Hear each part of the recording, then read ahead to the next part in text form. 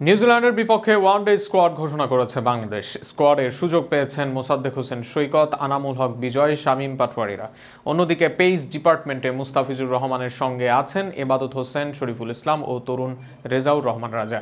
স্পিনে তানভীর নাইমদের দলে রেখেছে বিসিবি। সব মিলিয়ে নিউজিল্যান্ড এ দলের বিপক্ষে বাংলাদেশের ঘোষিত এ দলে কারা আছেন ও কবে মাঠে গড়াবে ম্যাচ তা নিয়ে থাকছে প্রতিবেদন। চলছে বাংলাদেশ বনাম জিম্বাবুয়ের টেস্ট সিরিজ। এরপরই আগামী মাসে পাকিস্তান যাবে টাইগাররা। তবে তার আগেই ঘরের মাঠে নিউজিল্যান্ডের এ দলকে আতিথ্য দেবে বাংলাদেশ এ দল। আর নিউজিল্যান্ডের বিপক্ষে 2 ওয়ানডে ম্যাচের জন্য আজ স্কোয়াড ঘোষণা করেছে বিসিবি।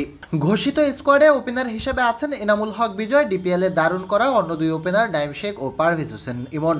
এছাড়া সাইফ হাসানকে রাখা হয়েছে স্কোয়াডে।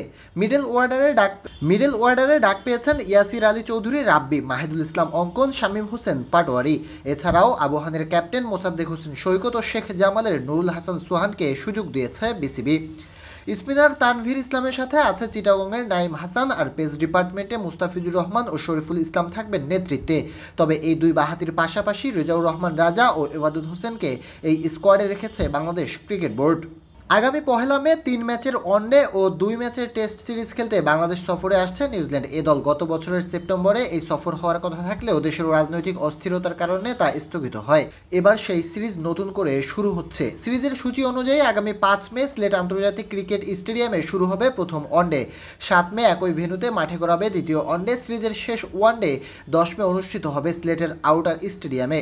ওয়ানডে সিরিজ শেষেই শুরু হবে 4 দিনের টেস্ট সিরিজ। প্রথম 4 দিনের ম্যাচটি শুরু হবে 14 মে। সিরিজের দ্বিতীয় ও শেষ টেস্ট ম্যাচ 21 মে মিরপুর শেরেবাংলা জাতীয় ক্রিকেট স্টেডিয়ামে অনুষ্ঠিত হবে।